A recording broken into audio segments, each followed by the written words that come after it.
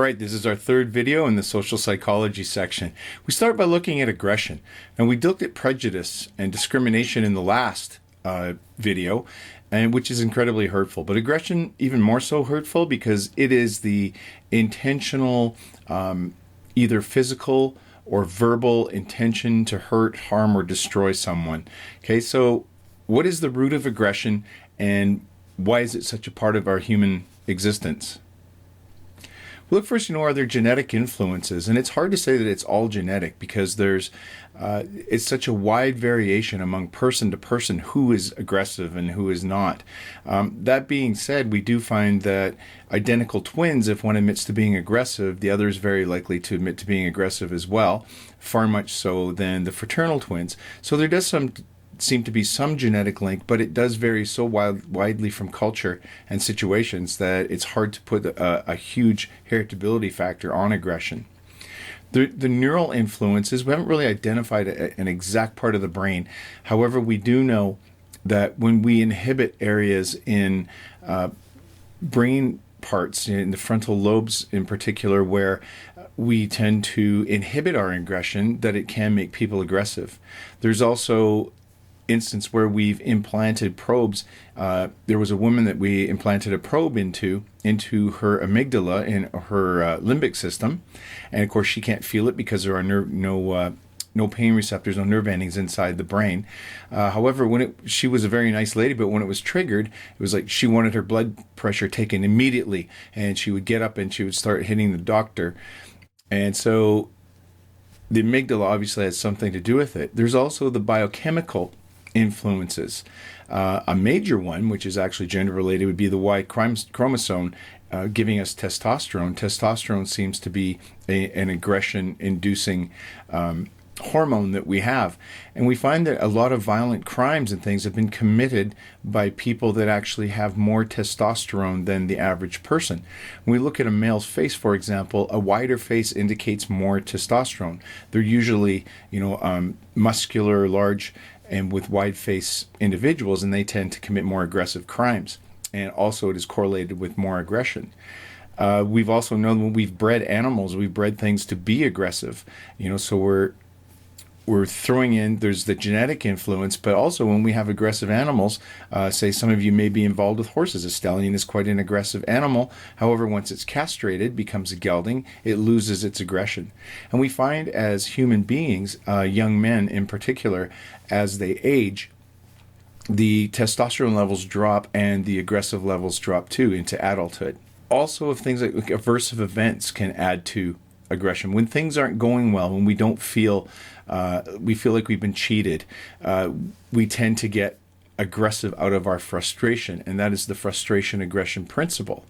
The social and cultural influences, there can be instances where the temperature, a rise in temperature. In fact, scientists have predicted that if there is global warming of 4 degrees Fahrenheit, 2 degrees Celsius, with all other things taken into account, we can expect tens of thousands of more violent crimes and murders because of the heat.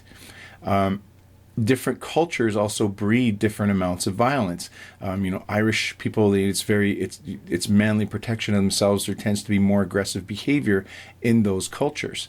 Other cultures tend to promote less aggressive types of behavior, so we find less aggressive behaviors in them. The aggression replacement program is basically looking at if we have somebody modeling aggression, say to a young person. You may have a young aggressive teenager that becomes so aggressive, hard to handle, that the parents give in and placate them by giving in. And eventually it leads to extreme frustration, and the aggression comes out in perhaps violence, yelling and perhaps hitting, which actually models behavior to the adolescent, which again increases that. So what the aggression replacement program is taking those parents and the youth and teaching them other ways to deal with their aggressive inclinations. The reinforcement and modeling and aggression replacement program I mentioned in the last slide. There's also other influences. Media is an influence. We see all kinds of violence and aggressive behaviors in movies and television. In fact, we find the more people view televised violence, that the more accepting of violence they get. it doesn't mean that they're going to go out and be a violent person, but they are more accepting of it. And we do find those people that are involved in a lot of aggressive crimes and stuff have spent time, enjoying violent type of movies. And what happens when we watch these movies is we see it time and time again that your brain develops a social script, we call it. It's a way of acting in a situation that perhaps we have not been in before. And when it's in a real life situation, we depend on those social scripts to determine how we behave. And often that is because of what we have seen in the media. Which leads us to, we have, violent video games. Does that teach scripts for violence? And we do find there's been lots of examples where people have committed violent acts after watching violent video games. The violent video games often are first person, which probably gives you even more of an acceptance to it. When we look at pornography and the idea, people that watch pornography often get the wrong idea about relationships and the idea of rape.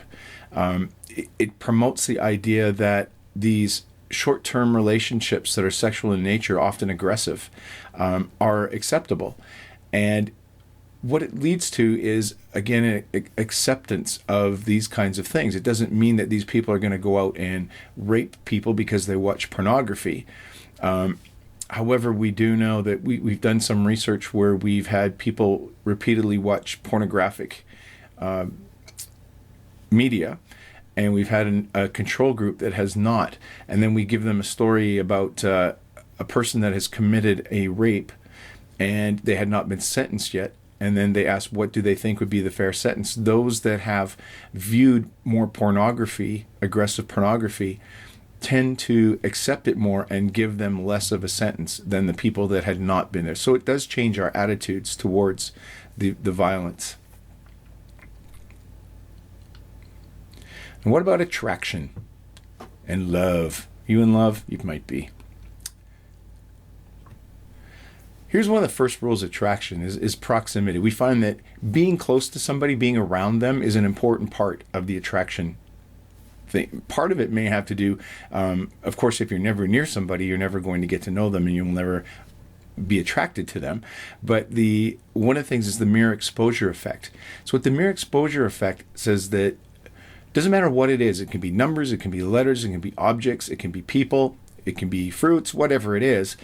The more we are exposed to it, the more attracted to it we become, the more attractive we find it. There was studies done where for equally attractive women, rated equally attractive, were put into university classes, college classes, and one of them was in the class for 5 classes, one was in for 10, one was in for 15, and one was in for 20.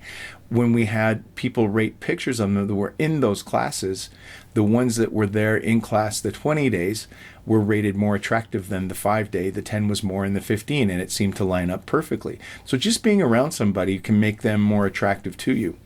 And of course, you may have to make contact if this relationship is going to go any further. Physical attractiveness does definitely play a role.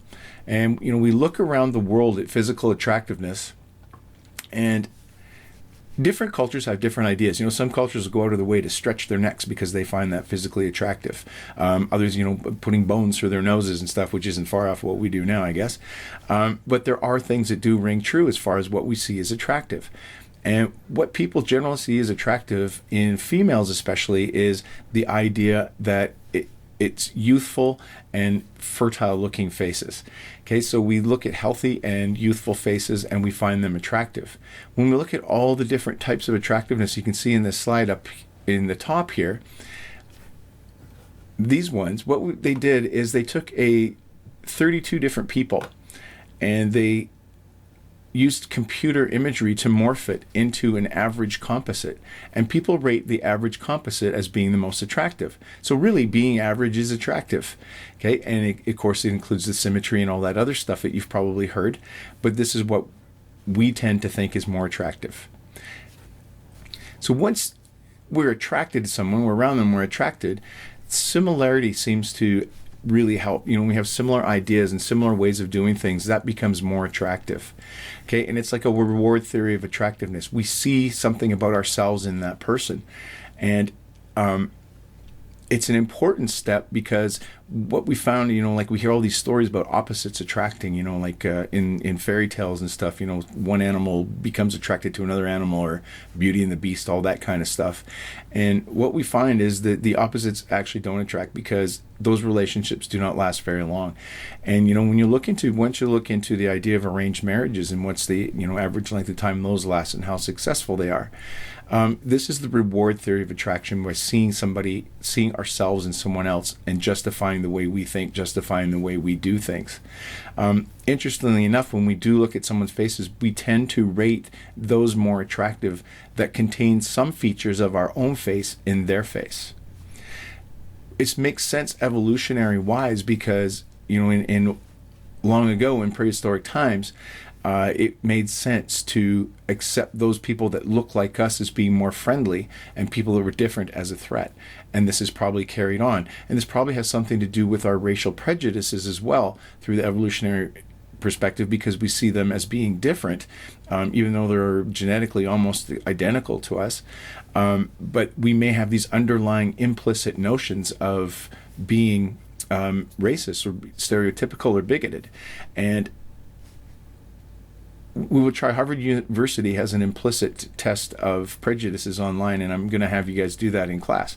If you're watching it, and you can look it up and give it a try, it's quite interesting how we do carry around these implicit ideas of stereotype or bigot behavior, but it's really what we do with that, how we control it, and how we see it cognitively. So once all those things happen and we start to have this love, there's passionate love and companionate love. Passionate love is that love you feel where you have that infatuated kind of idea, where you think about them all the time. I can't live without them. You get butterflies in your stomach, all those kinds of things that probably you've all experienced. The thing with passionate love is we know that it's a very powerful thing. It ignites things in our brain, promotes dopamine, and basically follows the same pathways as cocaine does when we have those types of passionate feelings. This is good because it's a step, but it doesn't last. It goes away after a period of time. As much as you don't want to believe it or don't believe me, it will go away. And really what is left is companionate love. Companionate love is the idea that we've shared life experiences.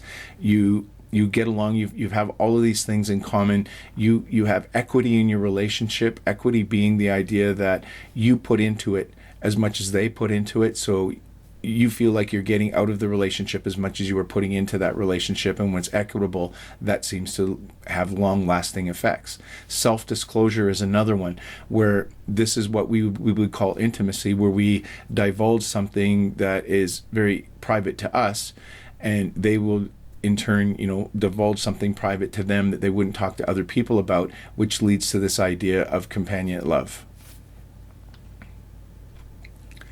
So altruism, conflict, and peacemaking. Here are the objectives. Now let's have a look at this. So altruism is the idea of we do something selfless for somebody else. We're doing it for them and not for us. Now, Kitty Genovese was a person in New York City that was actually killed in front of many bystanders, and we'll go over this story a little bit more in class and some of the controversy around the lessons. But it was written up in the newspaper about all these people that witnessed her being actually stabbed. Somebody yelled something and the perpetrator ran away. She crawled to the front of her apartment, where he came back and stabbed her multiple times and killed her, with many people actually being observers to the event. In this case, there was only one person that actually lifted up a phone to call police. Nobody intervened, which makes them, people think, oh my gosh, this city is the worst city in the world. People are horrible. But what we found through other research is it's actually not abnormal. We have lots of real life situations. For example, a person passing out in a hospital waiting room, just collapsing on the floor, and they laid there for 20 minutes before anybody came to help them. In fact, hospital staff noticed, other people, but nobody said anything. And unfortunately for that person, they had died, which may not have happened had somebody stepped in right away. So we call this a bystander effect, a bystander intervention. And what happens is basically the more people around, the less likely you are to be helped in an emergency. That is what the bystander effect is. So it's sort of like we don't take responsibility for it because there's all these other people. How are they acting? Are they going to take responsibility for it? And we see that they're probably doing the same thing to us, only we take that cognitively as they must not interpret this as an emergency. Somebody else will take charge. This is okay. So what happens when helping occurs? First of all, you have to notice an incident, okay? And then if you interpret that as an emergency, you're along the path where you may want to help. Then if we assume some responsibility, we take that into our own hands and say we need to do something and attempt to help, then we will probably help. But if any of those things along the line don't come to fruition, we probably won't help and we will be subject to the bystander effect. And one thing I should mention, that you guys understanding bystander effect, obedience, and the situational thing makes you less vulnerable to the effects of those things. So it's a good thing for you to know and a good thing to be promoted. With the bystander effect, you think about how many times you walk past somebody laying on the grass in the park sleeping. We assume that there's no emergency, so we don't help them. They may have had a heart attack or stroke, but we just assume that way. So perhaps from here on, when you've learned about this, maybe you will just take a chance and just say, "Hey, are you okay?"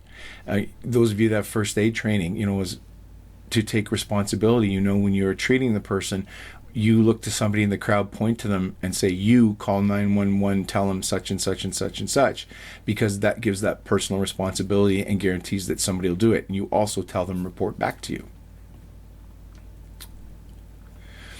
So when we have, it's the fewer people help if others seem available.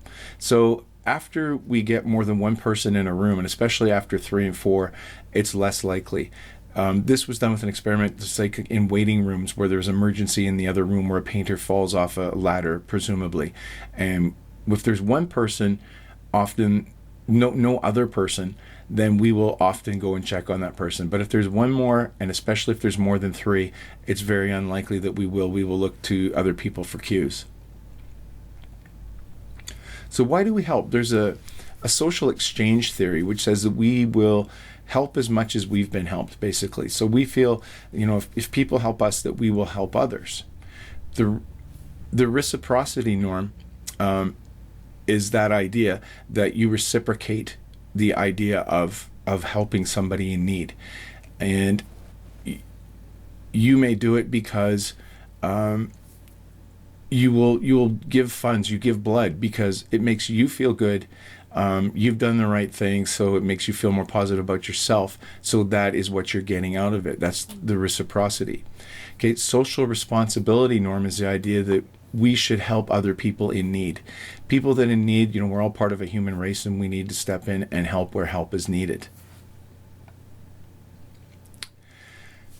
But conflicts do arise, and conflicts, between nations and stuff will occur, but often because people fall into a social trap, which is a non-zero game, which means that you don't have to lose everything. If you look at this chart, the way this kind of works is, if you were, say you're person 1, you choose A or B, and person 2 will choose A or B, and you don't know which they've chosen. But the outcomes is, if you both choose A, you will get $5 each. If you choose B, and they choose A, you get $10 and they lose $5, and vice versa. If you both choose B, nobody gets anything. And when this is done in many variations of this, what we find is people tend to go right to, I'm going to choose B because I don't trust the other person, and nobody gets anything. Where the optimal result would be, if we both chose A every time, we would both get $5 each time rather than nothing at the end. And this is what the social trap is. And often we'll run into this into real life situations where we try to do what's best for us and what is more harmful to the other person, which usually doesn't equal a win for anybody. And this is used as an economic model. It's used for many things. If you guys remember Beautiful Mind, game theory is kind of based on this idea that John Nash came up with. The other time when there is conflict, international conflict, we usually have mirror image perceptions. So for example, President George Bush Jr.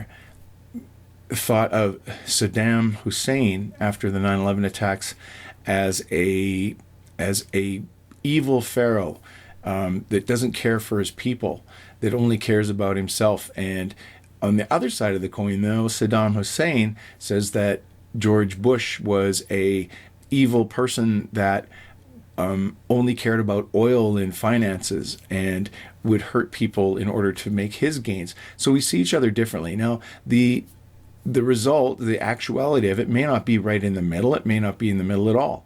But the thing is that because of this, we have the idea that when we see somebody doing something, a foreign nation, that is hostile, we interpret those things as being hostile. Likewise, when they do it to us, when we do something, they will see us as being hostile, which is the mirror image perception. Okay, which leads to kind of a self-fulfilling prophecy. Our actions will actually make their actions occur. And there's all kinds of interesting things in history and are happening right now in 2017 that perhaps you can apply some of these concepts to and see what you think about it.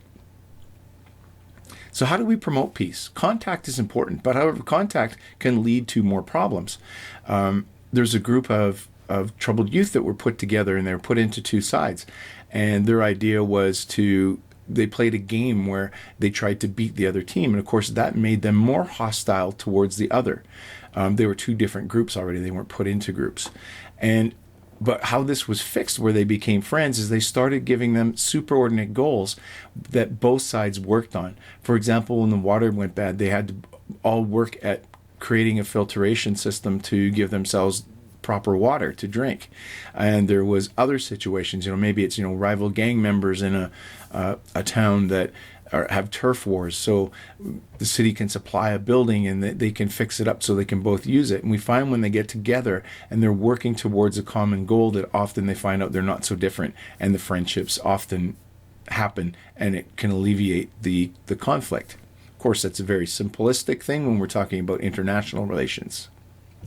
With international relations, communication is huge, and conciliation, like giving in to the other side and the other side giving in to you. We have grit, which is graduated reciprocal grit. I'm going to put it up on there. I can't remember what it is right now, but what it is a way of negotiations where we will give up something, an ideal we have where you will give up something and then we give up something, and then gradually we into a situation where peace can be had. Okay? That is the end of the social psychology unit. Now get yourself ready to get a 5 on the AP exam. We'll see you guys later. Bye for now.